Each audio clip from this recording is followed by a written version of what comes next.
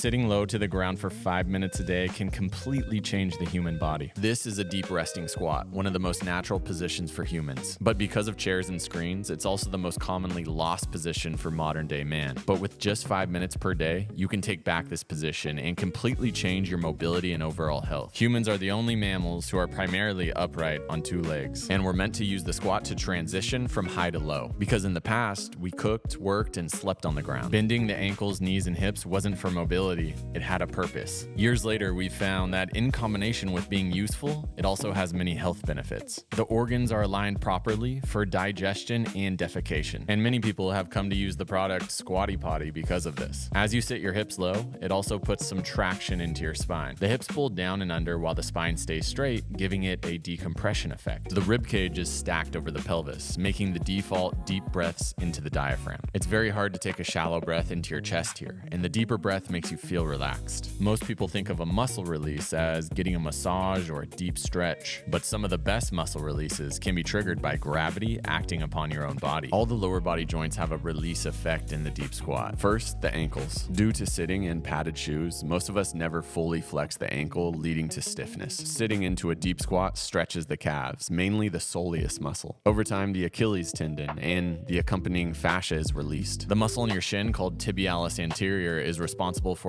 pulling the toes towards the shin. This muscle is strengthened in the deep squat because it helps pull into ankle flexion. The ankle is the first big joint that interacts with the ground. Improving it can make the biomechanical chain of your whole body work better. Now let's talk knees. A high percentage of the population will experience knee pain or a knee injury in their life. When a knee becomes painful, we start to protect it, even subconsciously, and avoid bending it. Sitting into a deep squat allows us to gradually bring this safety back into the body. A healthy knee needs to be able to bend fully, and because there's no movement here, it's a relatively safe way to work on it. It may not be very deep in the beginning, but if you use the appropriate regressions I'm about to show, you'll make progress. Just like the knees and ankles, the hips will never move into this fully flexed position in daily life. If you spend a lot of time in a chair like most of us do, you're going to be stuck at a 90-degree hip angle, making the deep squat more challenging. Because the hip joint is bigger and has more function, more goes on. Bringing the knees towards the chest will lengthen the backside of your body. The glutes, hip rotators, even the hamstrings must subtly release. And what's interesting is once you reach about a parallel thigh angle, the muscles on the front of the body pull us into the deep squat. The hip flexors and the core muscles must be strong enough to facilitate this coordination. And as you become more comfortable in your squat, your knees can drive out and drive in. This is rotation of the hip. Just sitting in the deep squat helps you open external rotation and stretch the inner thighs. Most people who experience hip impingement, which is a painful bone-on-bone sensation, have lost the ability to internally rotate the hip, which is when the knee moves towards the midline. Sitting your hips down towards the ankles requires internal rotation of the hip. The deep squat can maintain it or bring it back if we use the right steps to get there. Ultimately, the squat is one of the best assessment tools. Heels raised, your ankles are probably stiff. Back rounds like a cat, your hips might be stuck. Blocked at 90 degrees, your hips, knees, or spine might be very stiff. On an emotional level, the deep squat brings strength and humility. Cador Ziani, the famous French basketball player, calls it the fetal rebirth. It's a grounding position for the body and the soul. But unfortunately, the average desk worker can't just start here. We need some ways to make our body feel safer to access this low position. Here's 3 regressions. Number 1,